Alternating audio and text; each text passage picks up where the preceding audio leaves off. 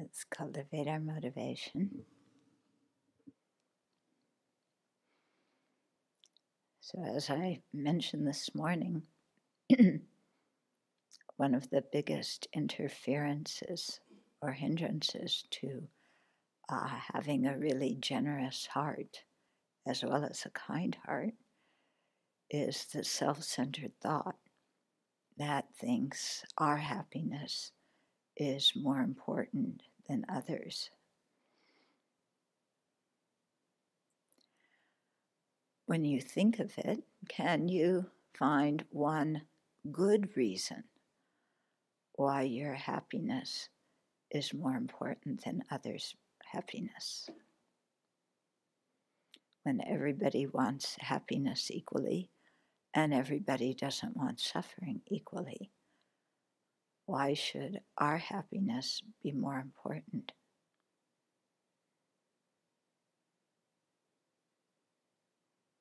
We may come up with reasons like, I studied harder at school, so I can get a better job and earn more money. So my happiness is more important. Well, being good at school and having the opportunity to have a good education could be a cause for having money.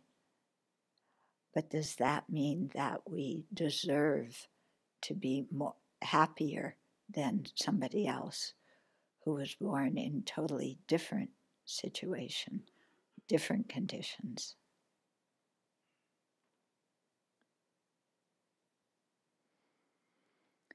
Because when we look in everybody's heart, the wish for happiness and freedom from suffering is exactly the same in all of us.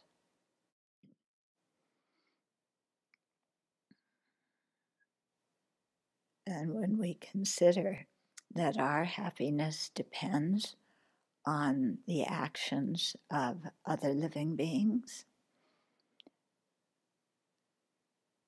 that everything we have, everything we know, all of this comes due to the kindness of others.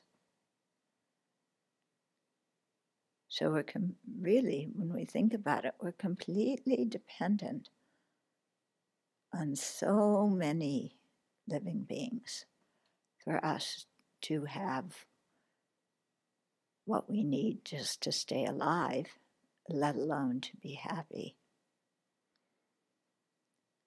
So seeing that dependence, how can we say our happiness is more important when our happiness depends on the efforts and energy of other living beings?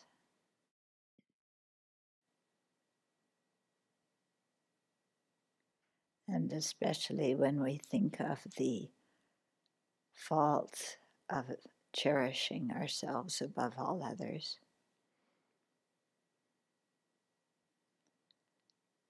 then we see how that thought, I am more important, I deserve happiness more. When we really investigate, we see that that thought actually is part of the cause of our misery.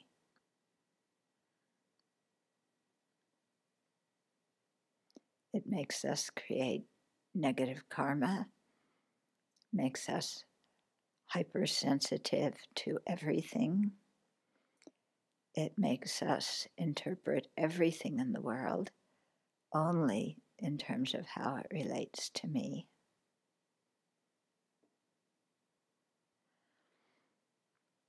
And there's so many more faults of the self-centered mind.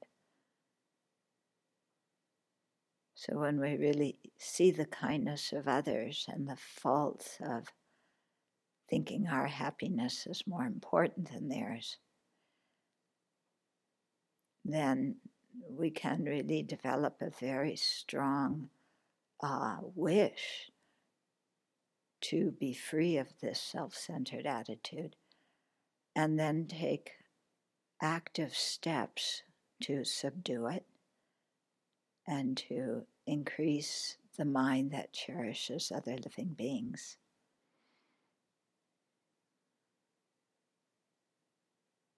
So the mind that cherishes others and cares about their welfare is actually the source of our own personal happiness.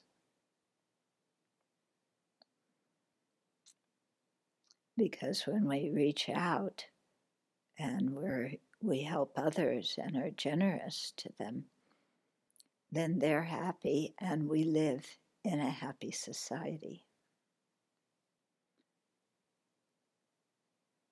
Whereas when we think only of ourselves, the people around us will be unhappy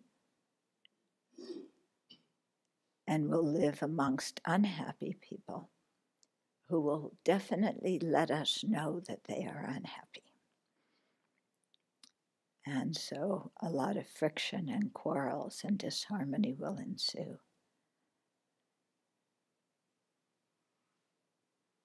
So really cherishing others is the cause of our own well-being.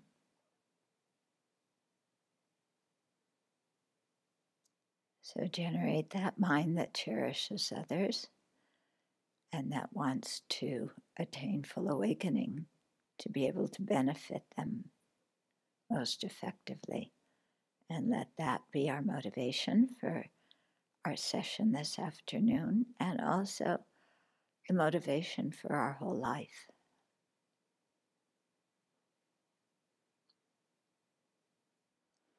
So it undoubtedly for us will be hard to live a life that always cherishes others, especially more than ourselves.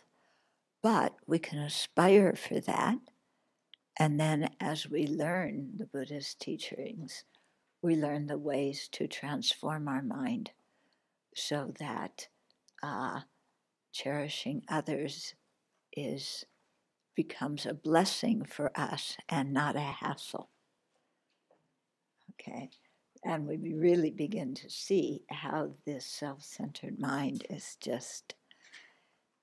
it pretends to be our friend, and it actually makes a mess in our life.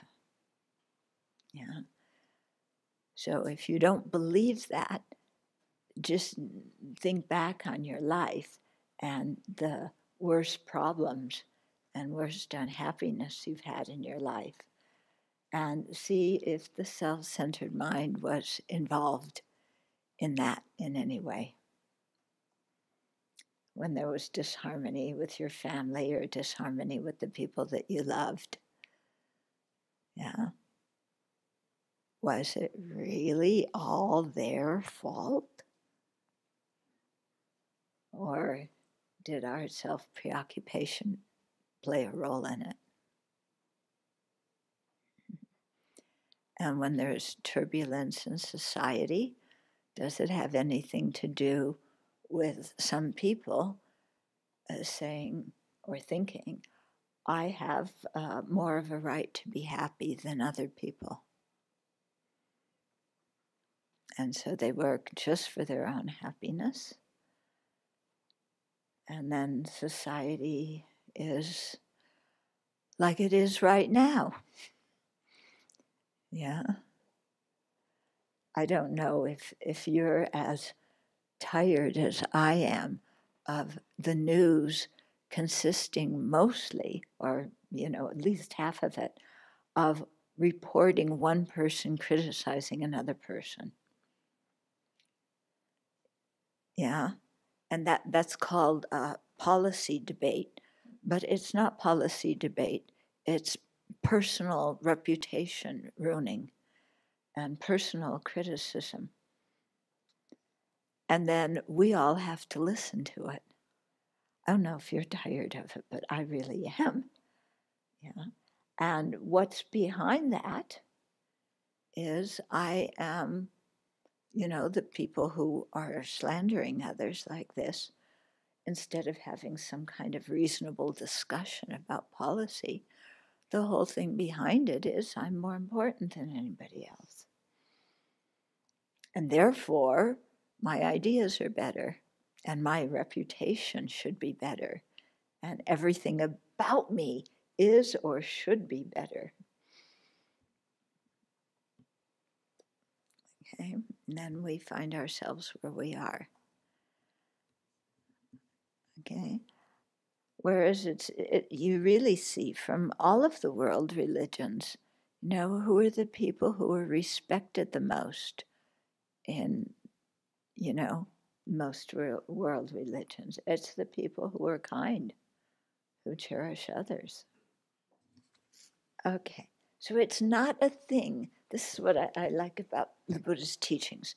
So it's not a thing of, oh, I am so terrible because I'm selfish and I should be ashamed of myself and hate myself and beat my brow and tell myself how terrible I am because I'm so self-centered. No, because that's just more self-centeredness. Okay. What the Buddha says is look at a situation clearly, see the benefits of one side, see the disadvantages of the other. And when you can understand with clarity and with good reason, then we want to change.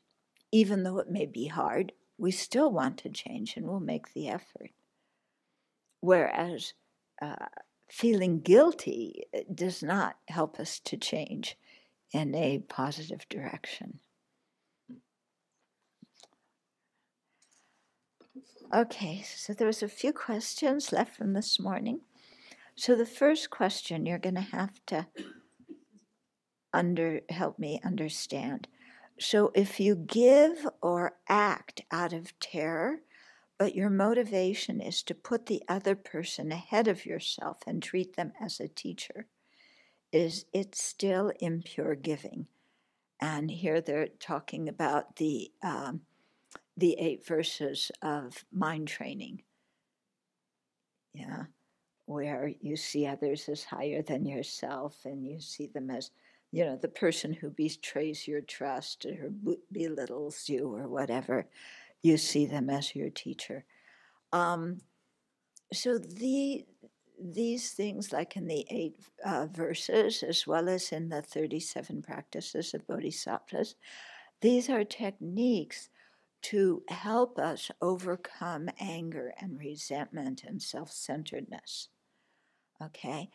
It doesn't mean that if somebody else is beating us up, that we just have to say, well, they're more important than I am, so yeah, it's okay. Go ahead and beat me up. Or in a case of domestic abuse, usually the husband beating the wife.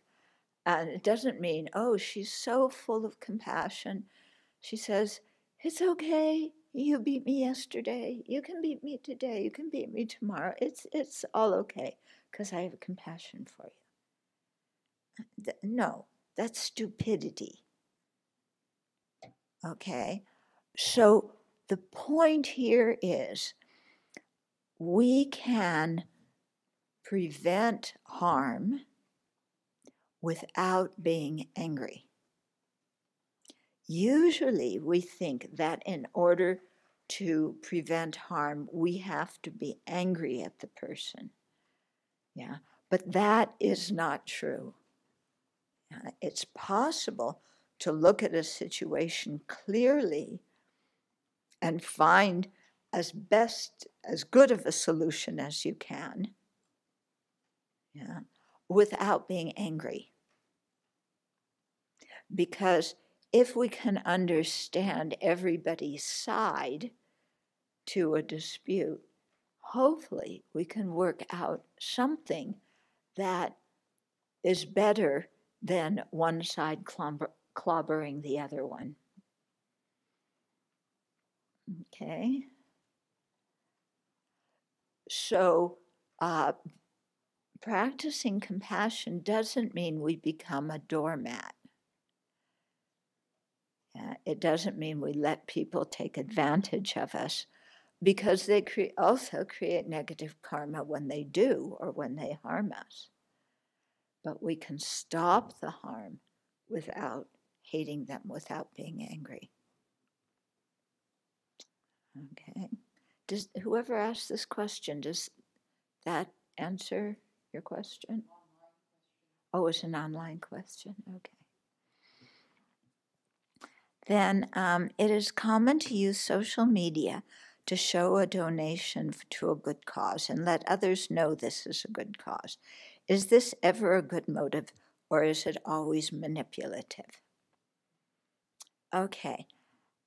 Now I'm going to give you two situations, and then you see if you can answer the question. So the one situation is somebody goes on social media and says, this is a fantastic charity, yeah, and I just offered, my whole paycheck plus some to it. So I really want to encourage you to offer to this charity. And then plus they give you little kind of thank you rewards. So there's one person. And then there's another person who says, I read about this charity. The work it's doing is fantastic. And I want to support it. And maybe you want to look into it and support it too. So is there a difference in those two motivations? Yeah, so which one is pure, which one's impure? Yeah, first one's impure, second one's pure. So the words they say, are fairly similar, but the mind that is saying it has a different attitude. Okay? So this is one thing that you really learn when you get into the Dharma, is it's not how something appears and what other people say about it that makes something virtuous. It's the motivation that the person who did the action had when they did the action. Okay? Because it isn't too difficult. What did they say? You can pull the wool over the eyes of some of the people some of the time, but not all of the people all of the time. So we're good at pulling the wool over people's eyes and making ourselves look good when we actually have a rotten motivation. I think we all know how to do that. Yeah, do you agree? Yeah. Am I exposing too much about how you are, or am I just saying that you're exactly like me? Okay, so you can check up. But, we know how to manipulate, and we know how to look good. So it's not a thing of other people saying, oh, this person's so generous, they're so kind, da-da-da-da-da, because somebody can do the exact same action with a benevolent motivation and with a self-centered manipulative motivation. And the action can look exactly the same on the outside, but it's coming from two different mental states. And so it's the mental state that really is the determining factor. Okay, so it's the same thing, when we talk in Buddhism about managing our anger and subduing our anger, then some people think, oh, that means you just become the doormat. Whenever there's a conflict, you just roll over and say, you're right, I'm wrong, yeah. No, because, okay, take a behavior that's very passive, okay? So one person can be passive, yeah, in the confront of somebody else harming them. One person can be passive because they see that it's a small situation, the other person is too worked up at this moment to really have a good dialogue with. So it's better just to kind of let it go at this particular moment. Yeah. Okay. Another person, same situation, could be furious with anger at what the other person's doing, but their way of handling anger is to completely shut down, go in their room, and not talk to anybody. So being very passive. Okay, so passivity is not necessarily an indication of, not fighting for your rights or whatever. People could be very angry and be passive. People could be peaceful inside and be passive. Okay, in the same way, when we look at really assertive behavior, some people can do a very assertive behavior, maybe, raising their voice and shouting at somebody. Somebody can do that because they're angry. Somebody else can do that because in order to get the point across to somebody else, they have to really say it loudly and emphatically. Otherwise, the other person's not going to get it. But inside, they're not angry. Okay? So it's really what's motivating the action, not how it looks to other people.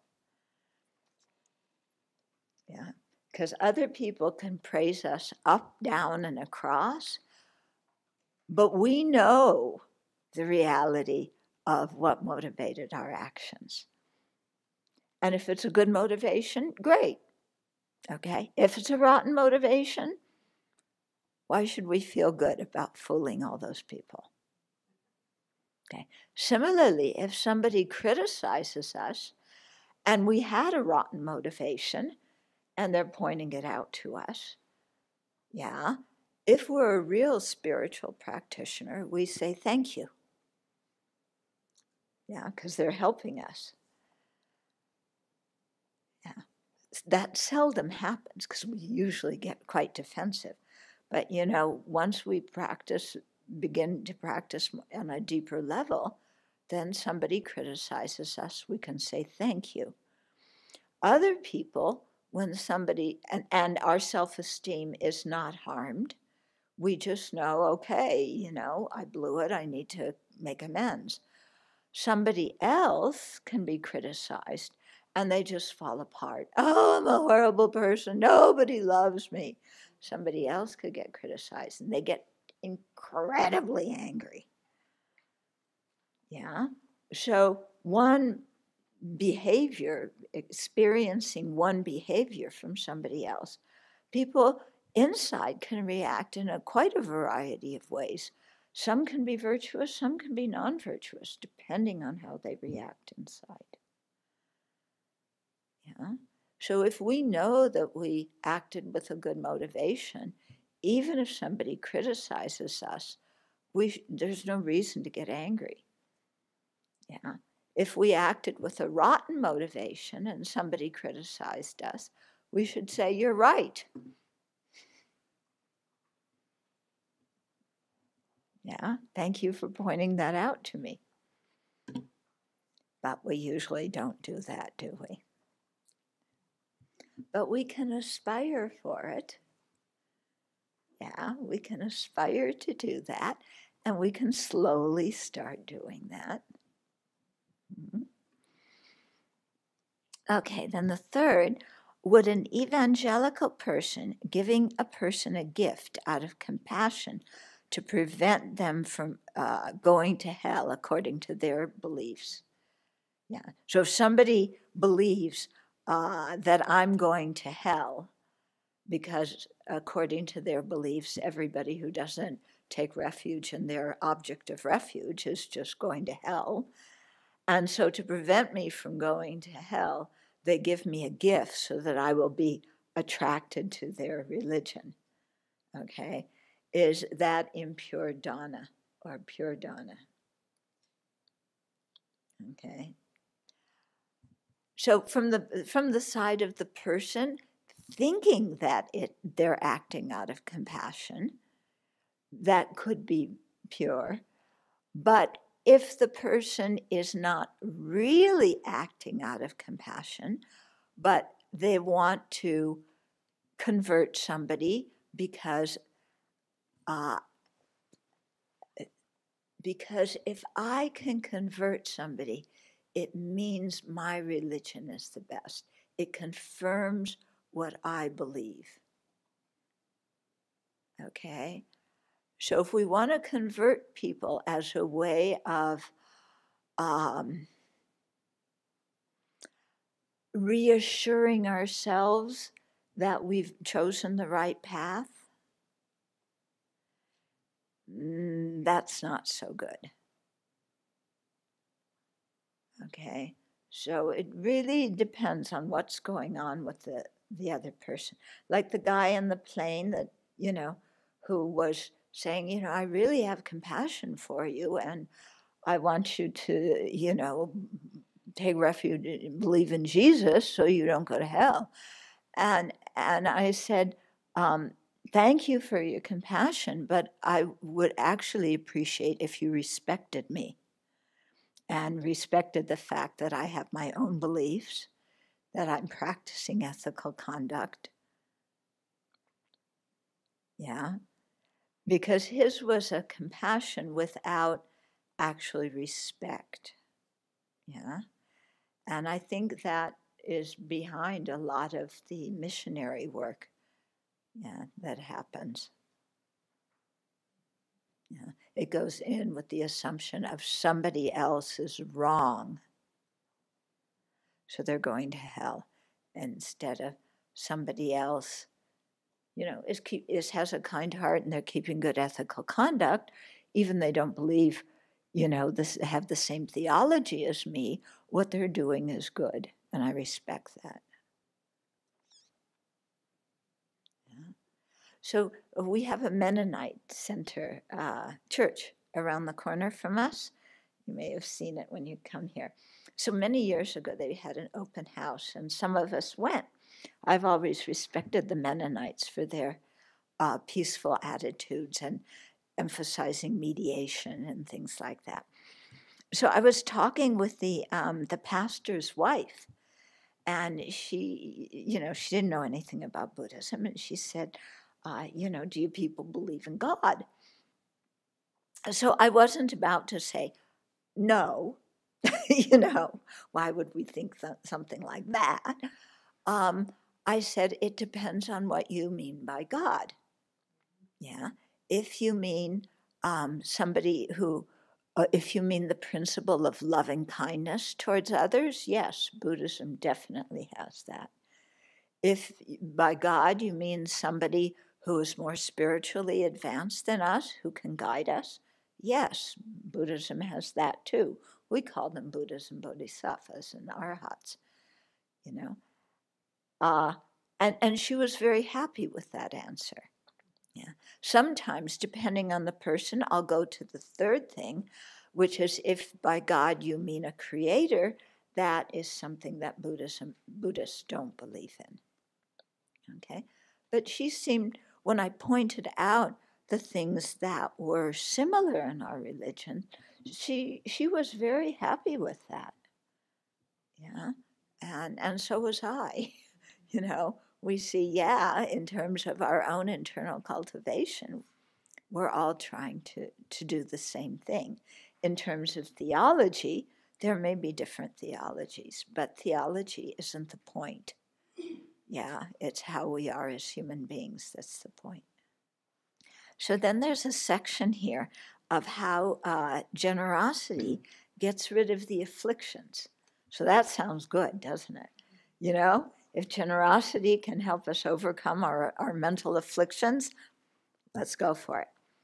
Okay, so Nagarjuna says, as for this Dharma of generosity, if it is done in order to seek the path, one is able to achieve success even in the path of humans. In other words, even if you're just wanting goodness in this life, generosity will help bring that about. How is this so? Yeah. And also, if you practice generosity, seeking the path to awakening, then it definitely brings good results. So the destruction of the afflictions is what qualifies as the basis of nirvana. When one is giving, because one's afflictions become slight, one is thereby able to progress towards nirvana. So when you practice generosity, and you're doing pure generosity or attempting to do it, then your mind is not filled with afflictions. You're not jealous of the other person. You're not arrogant looking down on them. Okay, so yeah, very helpful. By not clinging to the object which is given, one gets rid of miserliness. How many of you have a problem with miserliness? Yeah. So miserliness, the miserly mind says, if I give it, I won't have it. Okay, so I better keep it, no matter what it is. Even I don't need it right now, I might need it later. Maybe in 10 years or 20 years or 30 years, something like that. So I better hang on to it. Okay, is the miserly mind peaceful? My miserly mind is not. Okay? Usually when my mind is being miserly, there's a very unpleasant feeling in my mind. And it often devolves into civil war inside. The civil war of, just give it to somebody. No! Come on, you can give it to somebody. You can replace it. No! That mind that says no all the time, is that mind a peaceful, relaxed, joyful mind? No. Okay, I have lots of stories to tell about this one. I will refrain. Okay, by being respectfully mindful of the recipient, one gets rid of jealousy. Okay, so when we are mindful with respect of the recipient, then even we're giving something that we like, we don't feel jealous that they're going to have it and not us. Oh, I had such a problem with that one time. Another one of my Italian stories. So I lived at an Italian Dharma center for some time, and I was the disciplinarian of macho Italian monks, so it didn't go well. So there was this one man, he wasn't even a monk at that time, he later became a monk. Anyway, his personality, arrogant, okay? Quite arrogant, in my opinion. And of course, other people agreed with me. So I'm sure he was inherently like that. Okay. Anyway, he had a knack of being able to weasel his way into things so he got different privileges and different opportunities. And I really resented that. Yeah, I was very resentful of that. And one day, somehow I got a picture of one of my teachers, Senjab Sirkin Rinpoche, riding a yak in Spiti, okay? So he was like 80 years old at the time. And the picture was taken right before he died in Spiti, and he was reborn also in that area. So that picture was very kind of precious to me, to see him riding this yak in Spiti. And then the thought entered my mind, I should give it to, let's call him Frank. Okay. He had an Italian name, we'll call him Frank. And it wasn't Franco. Okay, so I thought, oh, I should give it to him because he's a disciple of Circumrinpoche also.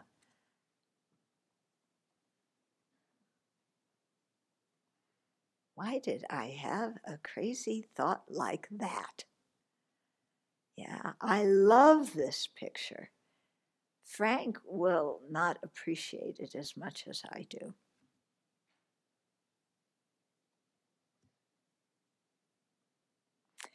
Anyway, I made myself give it to him. I don't know if you would call that pure giving. I tried. I tried to overcome my miserliness about this picture and give it to him, thinking that, yes, he'll like it for a moment, but he won't like it in the long term. So I did that. And to this day, this situation happened in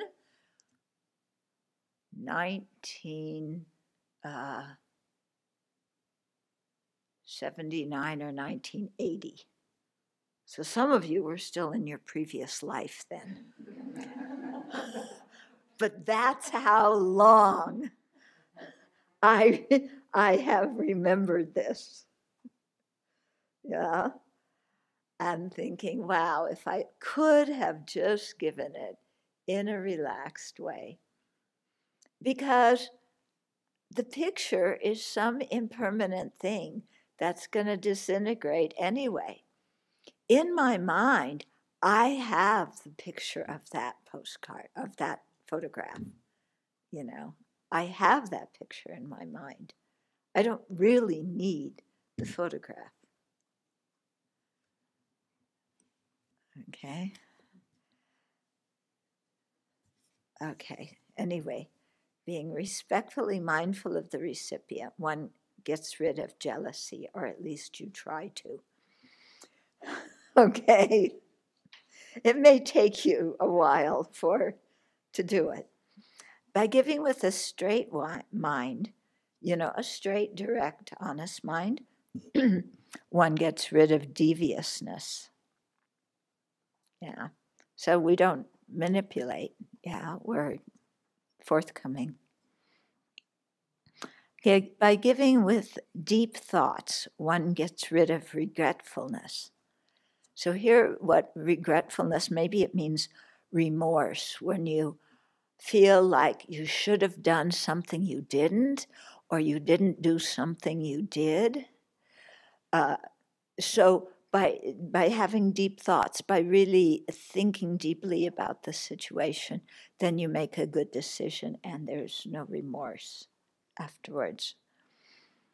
By contemplating the meritorious qualities of the recipient, one gets rid of irreverence.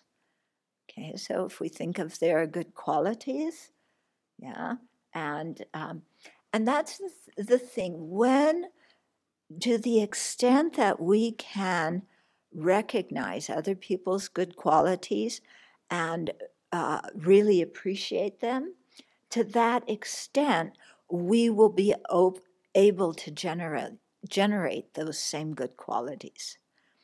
But when other people have good qualities and we're jealous of them and we resent their good qualities, then we're closing, our mind is stuck in our own negative qualities and we're not going to develop those same good qualities.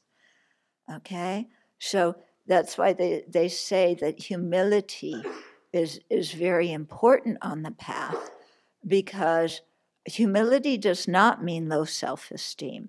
It means that we aren't arrogant.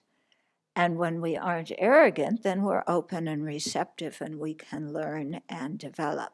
When we're arrogant, we're know-it-alls, and anything anybody tells us, it goes in one ear and out the other. By not being attached to objects of material wealth, one gets rid of covetousness. Okay, so we stop that mind. Coveting is a very interesting mind. You don't own that object, but it belongs to somebody else, but you want it, and you start thinking of how you can get it. So our economy exists in by encouraging people to covet things that they don't need, that aren't theirs. Doesn't it? Yeah? A good economy means lots of people buy lots of stuff that, especially in this country, they have no need for. We use up more than our own fair share of the world's resources.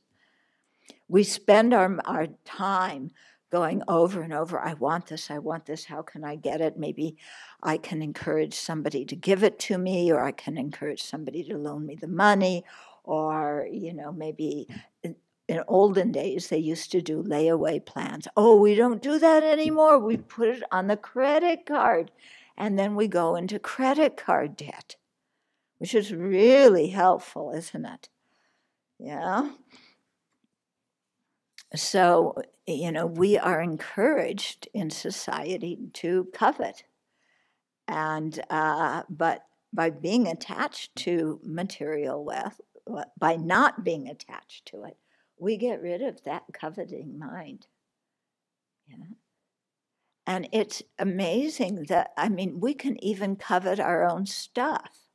Even after you get something, yeah, and it sat in the closet for who knows how long, and one day you stumble upon it and you think, oh, I should give this away, then the mind says, no, I want it, I want to keep it. This is so meaningful for me. It's the t-shirt that I wore when I went to Santa Monica Beach with Buddha Boy 50 years ago. And we can't give it up, even though it's been sitting in the drawer for, the last 50 years. So we free ourselves of coveting by giving. By feeling kindness and sympathy for the recipient, we get rid of hate. Yeah, we have kind thoughts towards somebody. That's nice. Our mind is happier. By being respectful to the recipient, we get rid of arrogance. That makes sense. Okay. By believing that we are creating good karma by being generous, we get rid of wrong views. And then the section, how giving generates good things, okay? So all manner of good things are gained, okay? So good results arise when our sense organ, our sense powers, our sense faculties are pure, and a thought imbued with wholesome zeal arises. Okay, so we aren't looking at somebody with coveting or something with coveting eyes, yeah, but instead, we see the object, but the mind is free of clinging to it. And then we have joy in giving it. Okay, on account of the arising of a thought imbued with wholesome zeal, one's mind becomes inwardly pure. On account of contemplating the meritorious qualities of the result of giving, thoughts of faith in the law of cause and effect arise. So it goes on like that. Then here it is, how giving generates the path practices.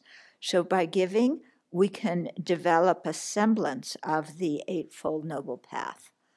Okay, so because one believes in the effects of giving, one gains right views. Because when one maintains right views, one's thoughts are not confused, thereby one achieves right thought. Because one's speech is pure, when you get, if you give through your speech, one achieves right speech. Because one purifies physical actions by giving respectfully and giving something, that means something to the other person, one achieves right action. Because one does not seek to gain a reward in return, one achieves right livelihood. So we are not trying to get, put the other person in debt to us by giving them something. Because one gives with a diligent mind, one gains right skillful effort. Because one does not neglect being mindful of giving, one gains right mindfulness. And because one's mind dwells in one place and is not scattered, one gains right meditative absorption. Okay, so you can see just by giving, it contributes to the Eightfold Noble Path. Okay, then there's some things about how to increase the value of the giving, meaning the value to ourselves, not the value of the object. Okay, and I should say here, like it sounds so far like we're talking about material giving, but material giving is only one kind of giving. Okay, it's the first kind of giving. There's also the giving of protection. So when we see others are in danger, that we reach out and we help. There's the giving of love. When we see people need support or they need a kind word, again, we step out and support them. And then there's the giving of the Dharma, where we share the Dharma with others, not necessarily by teaching, but we can, when our friends have different problems, we can explain to them some of the Dharma ways of thinking to overcome those problems, because those Dharma ways of thinking, you don't have to believe in Buddha, Dharma, Sangha, or anything like that. They're thought training practices that anybody can do. Okay? So there's many different kinds of giving. Don't just think of material things. And I think nowadays, too, the giving of our time, which could be in the form of giving protection, giving love, giving the Dharma. In other words, dedicating our time to something, to a valuable project. Yeah. So through making gifts with timely appropriateness, one's karmic result is increased. So the Buddha said, if one gives to a person about to travel far away, to a person who's coming from afar, to a sick person, to a person caring for the sick, or if one gives to assist with manifold difficulties arising from winds or cold or hurricanes or fires, okay, this is what is meant by timely giving. In other words, the recipient is in a situation where right at that moment they need help, and you step forward and give to them. Okay, if one gives in a way which accords with what is most needed in a particular place, the karmic result is more. Okay, so if you, just whatever people need. Maybe in Louisiana you need a boat. Okay, so if you give a boat to people in Louisiana right now, that's helping them. If you give us a boat where things are in a fire area, the boat has absolutely no use. Okay, if one performs an act of giving on the road in a wilderness area, so that brings a greater result, because it's saying wilderness. It doesn't mean somebody's, tramping through the jungle. But if we help travelers who don't know where they're going, it's very good, because they really need the help. Yeah. Somebody once commented to me that Americans, when people ask us directions, we just point them in the way. But in some other countries, if you ask directions, the people will walk with you until you're there. Yeah. And in some countries, even people have no idea how to get there, they will give you directions anyway. Yes, I've been the experience of that several times.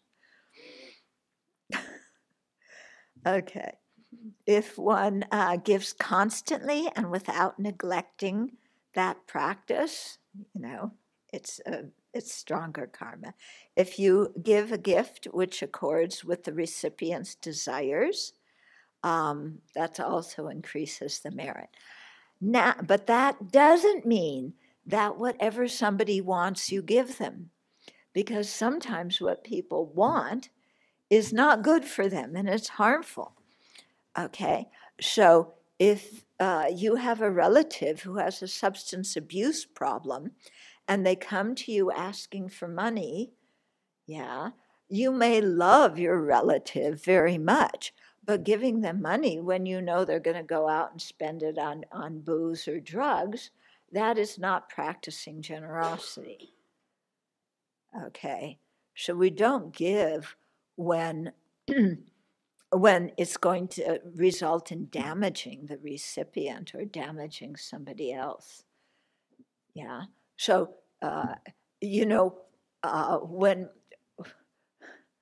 one Taliban member is, or one terrorist in our own country, a domestic terrorist in our own country, gives ammunition or some kind of weapon to another proud boy or another 3%er, that's not the practice of generosity, okay? Because again, they're going to be causing harm to the person who will misuse it to create negative karma and harm to the victim of who they act out on. Okay, so we really have to use our wisdom. When is the right time to give to somebody? What is the right object to give? Yeah. When is it better to say no? Yeah.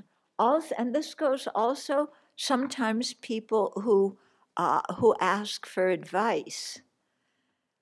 Yeah, they ask for advice, and you've explained something to them before, or they've heard many teachings about something. And if they slowed down and thought about it, they could put the advice they've already received into practice. But instead of doing that, they come repeatedly asking again and again for the same advice. Yeah. So in that case, it can actually be much better if we just say, I've explained that before and you know what it is. And leave it at that instead of explaining again and again. And especially if somebody is what I call a yes but person. Okay, yes but people? Yeah, they complain, they have this horrible problem. What do I do?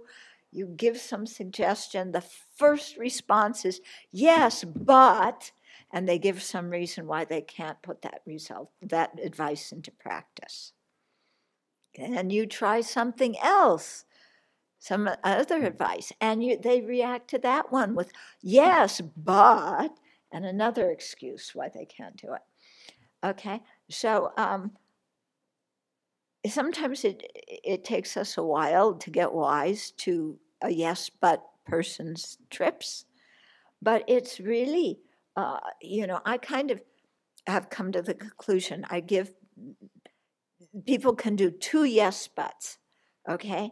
On the third one, I say to them, you are an intelligent person. What ideas do you have for solving your problem? Because you understand your problem much better than I do. What ideas do you have? So I give it back to them so that they can begin to mature and have some, begin to give some thought to things instead of just saying, I'm like a little kid, tell me what to do. Yeah. So that other person may say, oh, you're so mean. But actually, you're helping them because they have to learn how to think for themselves. Yeah, because if we just keep stepping in every time somebody has a problem, it doesn't always end well. Okay, so here's another story. One young man told me that when he was a teenager, he was a very naughty teenager, so you can imagine the kind of things he was doing. And he would get arrested, and they'd take him to juvenile court, and his mother would always come and say, he's my son, and he's such a good boy, and let him come home, and I'll supervise, and I'll make sure he's okay. And so the judge would let him come home, and then a week later, or 2 weeks later, he's doing some other trip, acting in a really negligent way. Yeah, and then he gets arrested again. He's in juvenile court. Your mother comes, pulls him out, and the judge says, okay. So this young man told me that was going on for some time. And then one time, he got arrested. He's in juvenile court before the judge. His mother comes, and his mother says, Judge, you keep him. He's out of control. I cannot handle him anymore. You discipline him. And she left, and he went to juvenile hall. And he said that was a big wake-up call for him. Yeah. Once, sometimes when you go to juvie, so often they try people as adults now, but even if you go to juvie, they put shackles on you. Yeah. And for some teenager to be wearing shackles, it's like, and their mother just walked out and said, kiddo, you're on your own now. That really woke him up. Yeah, so what the mother did was very kind in that situation. Mm-hmm. Yeah, and he told me that he really appreciated her doing that later. Of course, the same day, she was like, how can you leave me here? It's your job as my mother to, get me out of all my jams. And she said, no, that's not my jam. That's not my responsibility. You need to take responsibility for your life. Did your mother rescue you from things? Yeah. Yes. No. Or maybe your father rescued you? No. No. Yes. Anyway, so if one gives gifts which are valuable, the merit is more, but it has to be valuable to that person. Okay, if you give a diamond ring to somebody who needs toilet paper, that's not going to increase your merit. Okay. Okay.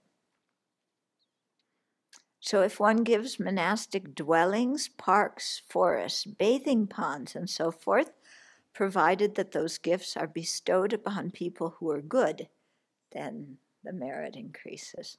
So this is like applying to somebody, a government official who has the power to give away, beautiful areas to the public so that the public can enjoy them. Yeah. If one gives gifts to the sangha, it increases the merit. If both the benefactor and the recipient possess virtue, it also increases the merit. Okay. If one gives what has been difficult to come by, it increases the merit. Okay, so especially, something that is not easy to procure. that is needed or valuable to somebody else.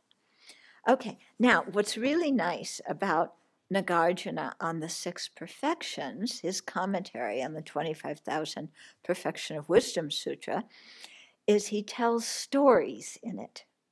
So we've now come upon a story called The Painter Who Gave Away His Savings.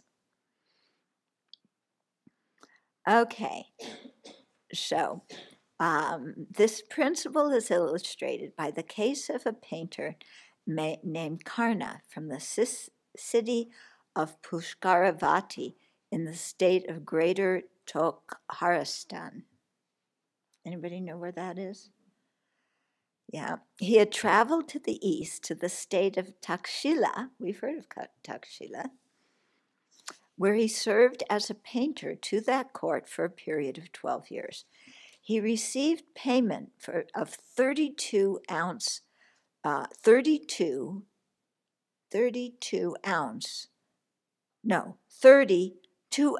pieces of gold. Okay, so 30 of pieces of gold that each weighed 2 ounces, okay, for his work. And he took it back with him as he went back to his home state. He chanced to hear the sound of a drum beating to convene a great assembly on the way back. And he went there and he saw an assembly of the sangha, the monastic sangha. So with a mind of pure faith, he asked, the person who was receiving the offerings on behalf of the sangha, how much would be required to provide a day's feast for this virtuous assembly. So that sangha member replied, 30 2-ounce pieces of gold would be adequate to supply food for one day. So at this point, the painter immediately brought forth his whole bag of 30 2-ounce pieces of gold and gave it to the monk, arranging the Sanghadana, and said, prepare on my behalf a day's feast for this entire assembly, and I will return here tomorrow. And then he went back to his home, but without the gold. So his wife, you can see what's coming. Yeah. His wife asked him, well, what did you earn for your 12 years of work? Because she's been, tending the farm and doing everything while he was gone. And he replied, I earned 30 2-ounce pieces of gold. And she immediately asked, where are they? And he said, they have already been planted in the merit field. And the wife asked, what is a merit field?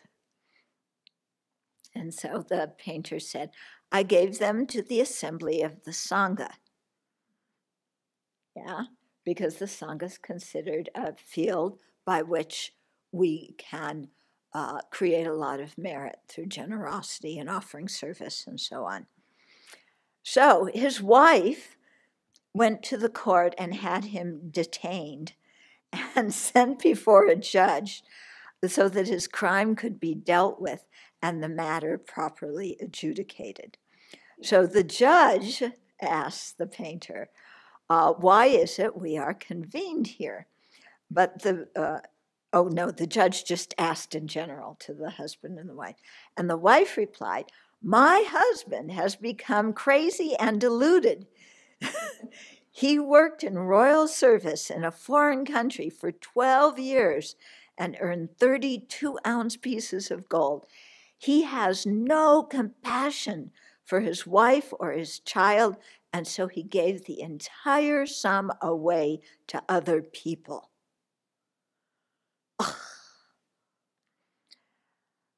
So thus wishing him to be dealt with by judicial decree, I quickly moved to have him detained and brought forth, she said to the judge. And the judge then asked the husband, Why didn't you share it with your wife and child, preferring instead to give the gold away to others? And the painter said, I did not cultivate any merit in previous lives. As a consequence, I am poor in this life, and so have undergone all manner of intense hardship. I have now finally encountered a field of merit in this present life. If I do not plant merit, I will continue to be poor in future lives. As a result, poverty will follow upon poverty continuously, with the result that there will never be a time when I will be able to escape. So I now wish to immediately relinquish this state of poverty. It is for this reason that I took all the gold and gave it to the sangha community. So he had faith in karma and its result. Yeah. And he saw that his own suffering was due to his own lack of generosity. And he had faith that generosity is the cause of wealth in the future. And so he gave. Yeah. And that's considered a virtuous motivation because he wasn't grabbing onto it for this life. You know, some men would have said, oh, now I have 32-ounce pieces of gold. I'm going to go spend it on liquor. I'm not giving it to my wife and kids. I'm going to go to the horse races. I'm going to go to the race car races. I'm going to go get drunk. I'm going to go, like that. So he didn't say that. He had a virtuous state of mind. So the grand judge happened to be an upasaka, another word, a disciple of the Buddhist, a layman with the 5 precepts. And he maintained pure faith in the Buddha.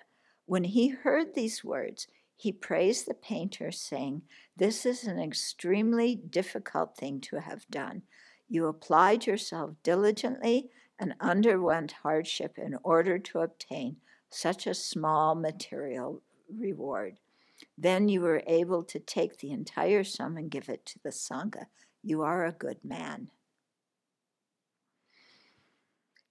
Then the judge took off the strand of jewels around his own neck and gave it to the poor man, along with his horse and the income which he received from the taxes of an entire village. The judge then declared to him, "At the beginning, when you had made the gift to an assembly of the sangha, but that assembly of sangha members had still not partaken of the food." Yeah, because he gave the gift the day before the food was cooked. So that was a case of the seed still not really having been planted. But now the sangha has eaten the food, and a sprout has already come forth from the seed you planted, and the great fruit of this will come forth in the next life. And in this life, the judge also bequeathed him so many good things. So it is for reasons such as this that it is said that one gains the most merit if one is able to give all of what has been hard to come by. What about the wife? Just on the conventional level. I mean, she's, If the wife were a follower of the Buddha, she would rejoice at what her husband had done. And by rejoicing, she would accrue the same merit as he did from giving the gift. And I'm sure when he got that necklace and the taxes from the village, I think he shared that with his wife. Okay. You have compassion for the wife, huh? This is the part, of a Buddha being able to develop skillful means, is that in the long term, he did exactly what he needed to do. But in the reality of her life, what she had been through, there's a part of me that says, boy, he got a lot from that, but because of where her state of mind was, she suffered more than, all that she already had. So I was like feeling a little bit for her about the situation. Well, he suffered working for 10 years away from the family. She suffered taking care of the family for 10 years. Right. Yeah. Still. But this happens a lot. Yeah, this kind of thing. Somebody will give with a really virtuous motivation, and some family member will say, why did you give so much? We could have used that to go on vacation. Yeah, and then they get angry. Whereas if they could have, if they believed in karma too, they could rejoice at the other person's generosity. Yeah. Somebody goes on a retreat. They use their vacation time, 2-week vacation time, to go on a retreat. And they go back to work, and their colleagues ask, what did you do? And they said, I went on a meditation retreat. And the colleagues go, what in the world are you doing that for? You spent 2 weeks looking at your navel, So it's like, people often do not appreciate when somebody creates virtue. Because we had the discussion group, and even Yasha's question is that if it's a very, very pure motivation, what you do, but in the process somebody else is harmed or suffers because of the condition in which they find themselves, there's no particular karmic retribution for the one who gave. The husband pays no price for the suffering that, because her mind and her condition is hers to own. Yeah. If the husband had thought, I'm going to give this away because I don't like my wife, and she's going to be miserable because she's planning on taking all this money and going to buy a dress at Saks Fifth Avenue, and I can't stand how she misuses the money that I worked so hard from, so therefore I'm going to give it to the sangha. Then, he creates some negative karma, doesn't he? He has harmfulness in his mind. But if he doesn't wish to harm,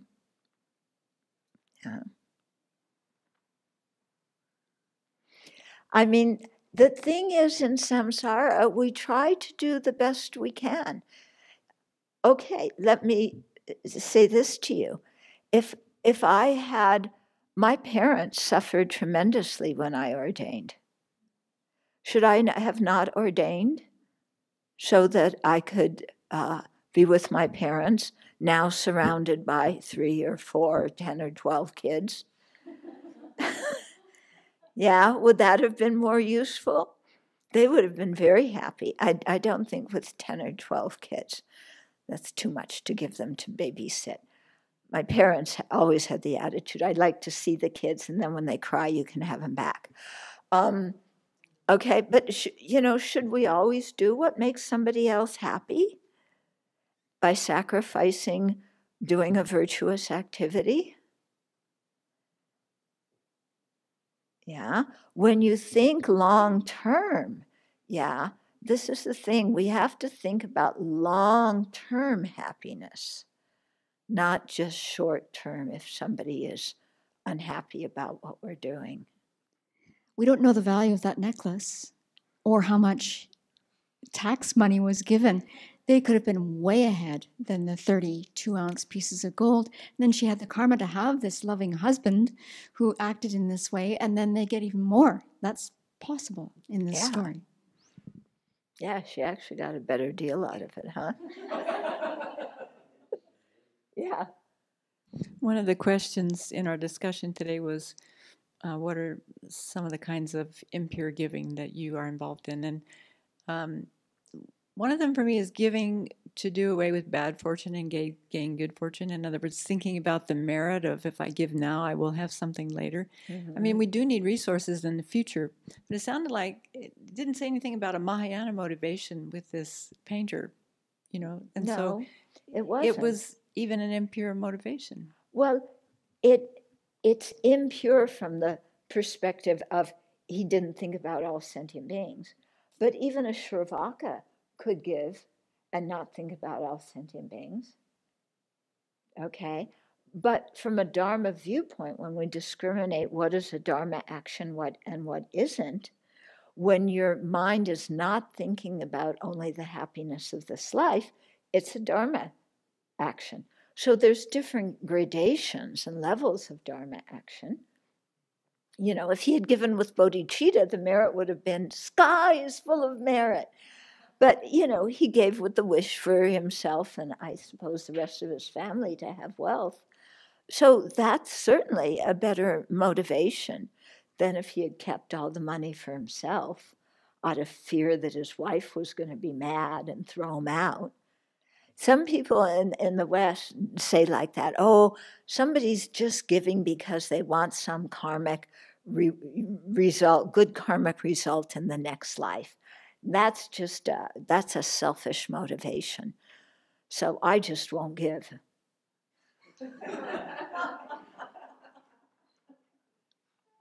Yeah, I don't want to have a selfish motivation like these people, so I'll hang on to my stuff myself. Mm-hmm. Story too, doesn't the power of the object weigh in? I mean, that's kind of the point, right? That to give to a really virtuous merit field, increases our merit as well. So so maybe you don't even know bodhicitta, but you're inspired to give in that way. Right. That's you powerful. have faith in the three jewels, so you're giving to people who are practicing. Yeah. I guess this is more of a comment, but it just strikes me that the concern of the painter was poverty. And when he had an answer to his poverty, he gave it away. And in so doing, he actually solved more poverty than he would have by keeping it. Yep, exactly. I guess the story doesn't really say, but I think about that it must depend on whether his family was going hungry or not. Like, is he giving away the very money that they have to eat with, you know? Mm-hmm. I mean, at some point he has a responsibility to take care of his family. Or, I mean, if he's been gone 12 years, I guess they have some other... Yeah, they must have been able to manage somehow. Yeah. You know, what's very interesting about many of these stories is we hear of, because they tell the stories in a way where somebody's doing something really like big or something that we would never think of doing, and or something that in our culture is not done. And then we raise a lot of ifs, ands, and buts about this story, as you can see what's happening, all the different reasons why he shouldn't have given it away. The purpose of these stories that they tell is to show that even in a situation like the painter and his family, even if he himself would suffer from hunger by giving, it's not just that he wasn't taking care of his family, he himself would suffer, okay? But despite that fact that he might suffer himself, still his wish to give to the merit field was so strong that he was willing to undergo that suffering. Okay?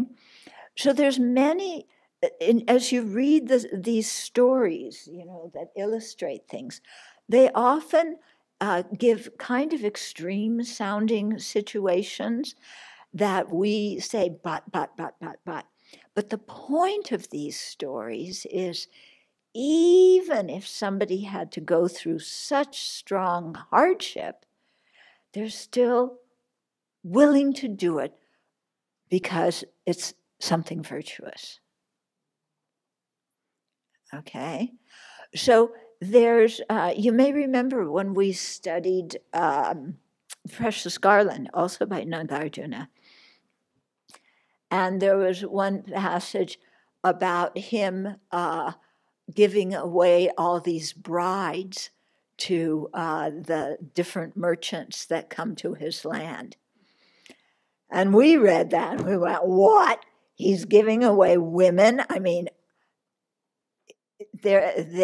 he owns them just because the king is, the big guy, then he owns these women like it's his property, and he's giving them away, no less to the merchants who from afar who are coming. So he's giving them out like they're prostitutes, and then marrying them off, and like, how is this something virtuous? And people got so excited about this, okay? So the story is told in a very extreme way like that, yeah?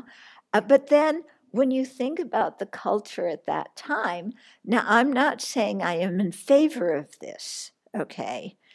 But in the culture of that time, young women who, from poor families, were often given to the king or somebody important to give away, so that they could get married, and they would have a dowry,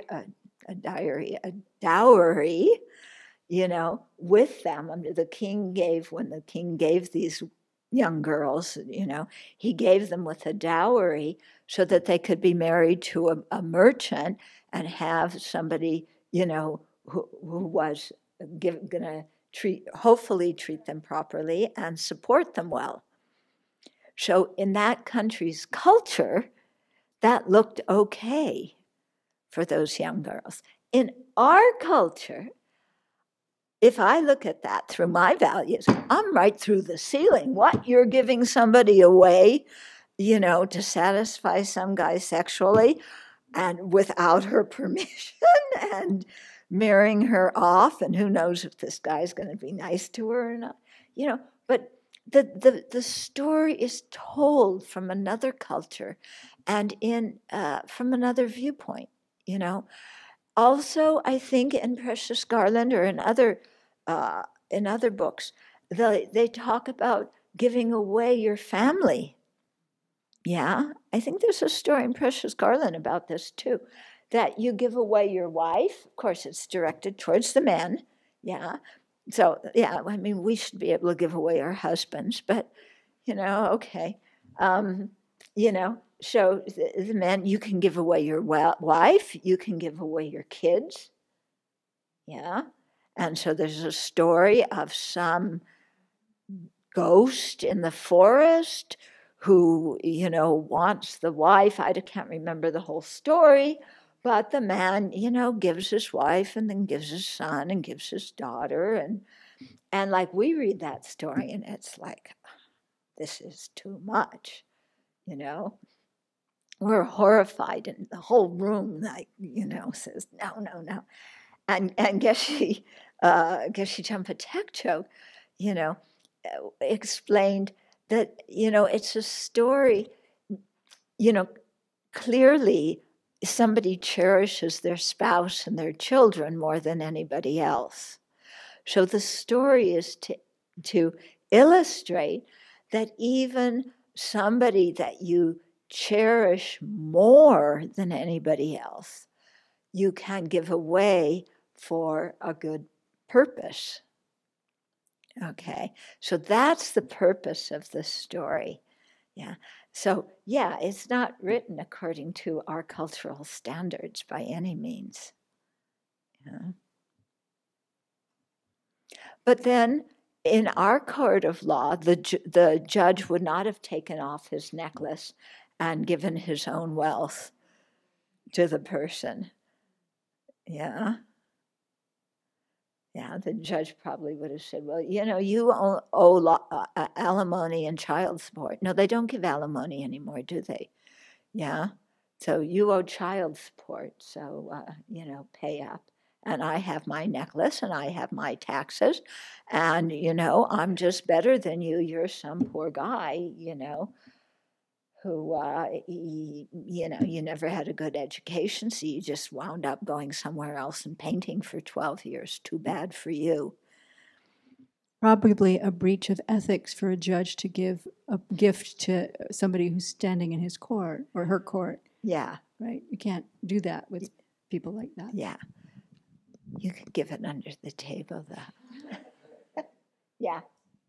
Hopefully this doesn't derail us too much, but going back to this story about giving away brides, or even the one that you just told from the text. So does this mean that, I think it means that virtue and merit are kind of culturally relative?